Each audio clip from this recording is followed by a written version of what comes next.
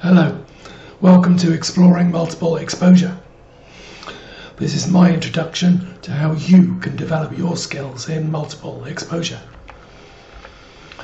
First up, we're going to look at a 7-step mindful approach to doing that, which can also apply to any other type of photography skills development. Firstly, read and study the skill. This course will help you do that. Then, understand the possibilities and the limitations of your camera. You need to understand what modes you have available and what your camera can and cannot do. Then, with some level of understanding of what you're doing and some level of understanding of what your camera can achieve, go to a location with opportunities. Stay in one place and practice. And that's what this video is going to be about. After each photo, review what you've done and consider changes. So each time you press the shutter, you get the opportunity to review the photo that you've created as one exposure, and you can choose whether to accept it or not. After you've done that the first time, it's layered on top of the previous photo, and you get to see whether it works or not, and you can choose to accept or not accept. Either way, you still look at your finished photograph when you've done all the layers and accepted all the layers and say to yourself, what worked, what didn't work, what would I change? And be compassionate with your creations. They're just signposts to your next photograph, to your path forwards. Every photograph is an opportunity to develop your skills further. And then share your art and get feedback. People like me on a course such as this, share your photos, discuss what worked for you, what you found difficult, get feedback. And finally, keep practicing, refining, reading, studying, comparing, and distilling what you create. Your aim is to discover what you like. Your photos only need to please you. Feedback from others is interesting and potentially helpful, but ultimately, if you like the photo, then that is enough. Your photographs should aim to please you. So what about your camera setup for multiple exposure? I suggest you take these suggestions on board. Stay with the familiar. Shoot in a camera setup you can use instinctively. You want to limit the other technical things you have to consider whilst you're developing your abilities in multiple exposure. Use your favourite lens. Whilst learning, keep your choices simple. So for example, here's an early digital double exposure that I created. The camera I had at the time was a Fuji X-T2, which only had 2 layers possible, only in average mode. More about that, what those are in a minute. But I could only layer 2 exposures. But even doing that, I learned something quite interesting. So I created this photograph, and I learned that I could use white balance changes to create different colours. So as you can see in this image, the shadow of me has gone kind of purple, and that's because I used white balance changes on each layer.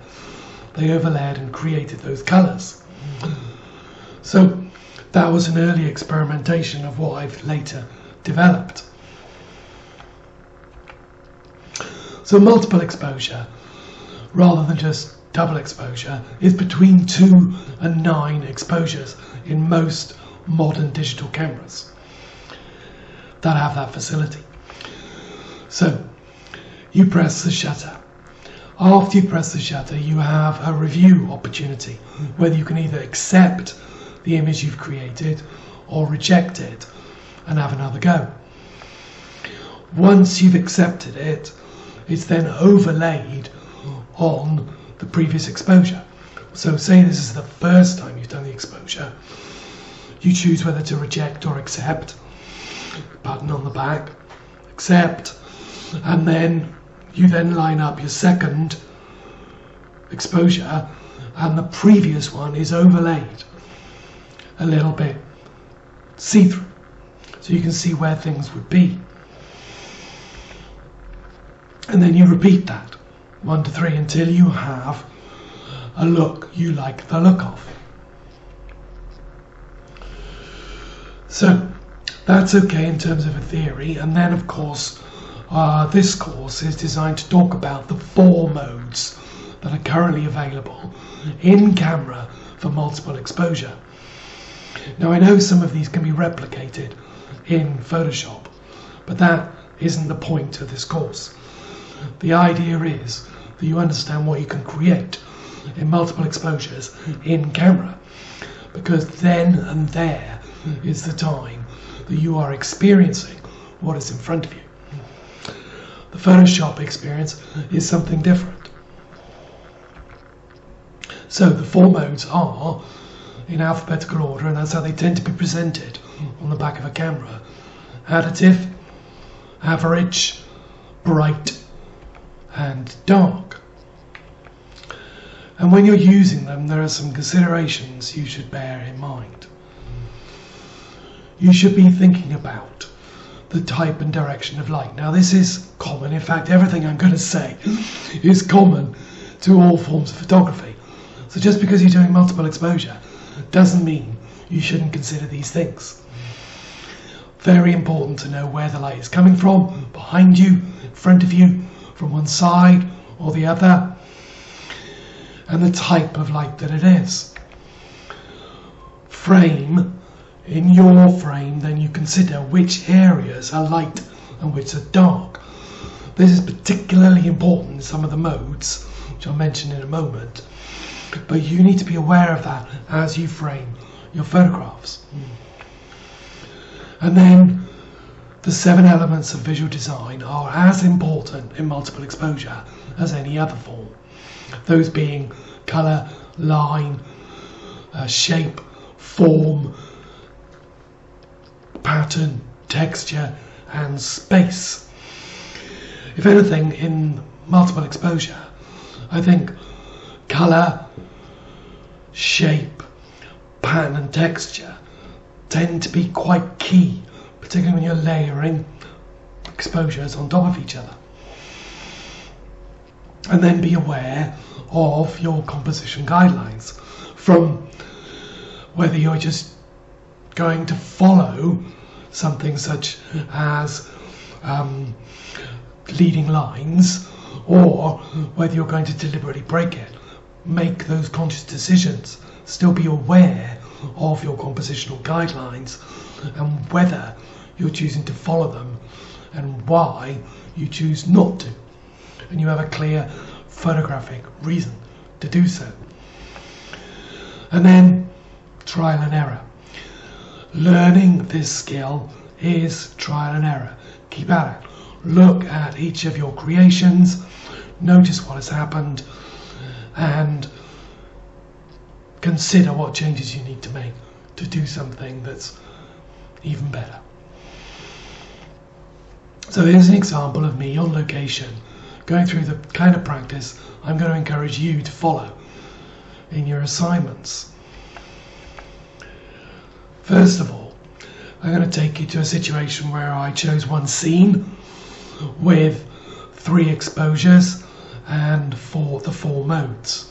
So it's the same scene, 3 exposures of that scene, only moving very slightly to create each exposure and using each of the modes in turn. Let me show you what happened. So here's the one scene, just a busy, deep, young forest that I've used 3 times for each of the 4 modes. Now, just to point out, put an eye on that lighter, vertical, thin branch trunk that comes up through the shot. I'm going to point that out again in a moment. So first we're going to look at additive. Stand by. Boof! Yeah, additive mode, as you perhaps know now, increases the light. It adds the light of each exposure to the previous one. So this was 3 exposures, and you can see how much brighter the original scene has become. There's been no editing of any type post creating the photo. Additive mode. Now that white branch trunk I pointed out, you can see the 3 lines down there. So you can see how I've moved slightly to create these layers and these multiple lines that have been created by moving just that little bit. But the important thing to notice, change of colour, change of light. Here's the average one, a little bit more similar to what we started with, because average just distributes the light equally amongst the 3 layers. As you can see, each layer gets 1/3 each, so your final exposure looks similarly lit to the first one. So that's additive and average. The next one is bright, and as you would expect, it is a little bit brighter. So that's because it favours the lighter pixels over the darker ones, and therefore your exposure gets lighter. The tip around this is to drop your exposure compensation by 2/3 of a stop for each time you create an exposure using the bright mode.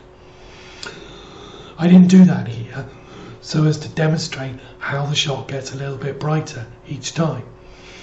I'm going to do the same now with the dark mode. So just a little look at how bright that is now. And now straight to the dark mode, and you can see how much darker that is. There's been no editing in camera or after. This is just as the camera saw it. So it chooses the darker pixels over the brighter ones, and therefore the final exposure gets darker. So you can compensate for that each time you create one exposure, brighten the exposure compensation by 2/3 of a stop or even a stop. You can experiment to see what works. What gives you the desired result in the final exposure. My intention is always to try and create as much in camera as is possible, even though some modes lend themselves to a little bit of creative work in Lightroom later on. More on that in a moment. So there's the 4 modes. Now let's have a look at that in a different scenario. 2 frames, 1 for each exposure, so 2 exposures but different frames layered on top of each other using the 4 modes. Here's frame number 1. So that's rocks, a little bit of moss on, some creepers growing across it, and then a shot up into the sky, a little bit darker than normal, so exposure compensation down a little, just to demonstrate. So that's frame 1 and frame 2. And I've tried to use the same frame with, as you can see, bottom left hand corner, the trunk coming out of the corner of the frame. Okay, so let's have a look at the additive one. As usual, it's got brighter.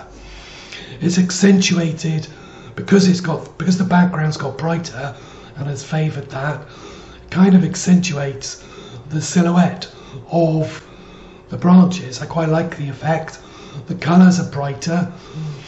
It's interesting. It's changed some of the colours as well, hasn't it? I haven't done that. The layering has changed the green to a kind of turquoise colour. the green that was the moss on the rock. It's now a kind of turquoise colour. Interesting. So that's the additive. Same 2 frames for the average. As you can see, it's much darker. It's you can still see the silhouette of the branches quite clearly. The background is perhaps a little less clear. For me, it's not as attractive as the additive example. The bright mode, you'd think it'd be similar to the additive, wouldn't you? But it does something quite different. It's favouring the brighter pixels. It's kept certain parts of the sky and kept certain parts of the rock in kind of a lined up way. Now that's interesting, and it's kind of created a different photo. We'll get to look at the 4 of them together in a minute. And then, sorry, I have a clearer look at that now without the word. Dark mode, completely different. Obviously accentuating the dark pixels. The silhouette is much punchier. The colours are more contrasty too, are they not? Green is greener, blue is bluer, red is redder. I haven't done that. It's the punch you get from the dark modes. Interesting, yeah? So let's have a look at the 4 of them together. So top left is additive, then average next to it on the right, below it on the bottom left is bright, bottom right is dark. 4 photos created using exactly the same exposures, but the different modes. I didn't even make any exposure compensation changes from that which you saw at the beginning. And you can see, I think particularly the bright and the dark, they look like completely different frames, completely different photos. The others, you look at them and you think, what do I like, what don't I like, and you experiment more. So on this shoot, whilst I was out, I played around more with additive. Now previously, because I believed that additive was not much use, and I'd read that as well, I played around a bit. I did these 3 frames and took it into Lightroom and rescued some of the highlights, because a lot of the frame was quite white. When I rescued the highlights, these other colours, the blue and the pink, turned up. Oh my god, what's going on here? It looks kind of like a watercolour painting now. And now, through continued practice using this mode and practice using exposure compensation, I got more control of this, and I can create photographs in this style that I like, which are very interesting to me. Okay, a final thought to leave you with before you go off to do your first multiple exposure activity. Experiment methodically. Take your time. Look at what you're creating. Make adjustments. Follow that process I suggested at the beginning. Use a single scene and try out the different modes. Review and adjust. And most of all, have fun, but beware. Watch out for Pollyanna. The Pollyanna principle, you're attracted to the things that are pretty, that you like the look of, just like I was with the additive mode and getting those colours back. Beware of that. Doesn't necessarily mean that is the greatest you can create. Be aware of it and try other things out. Okay, I'm really looking forward to seeing your photos. Take a look at myself on location in the next video. Have a look at the cheat sheet and prepare to do your own multiple exposure practice. I look forward to seeing your photos. Bye for now.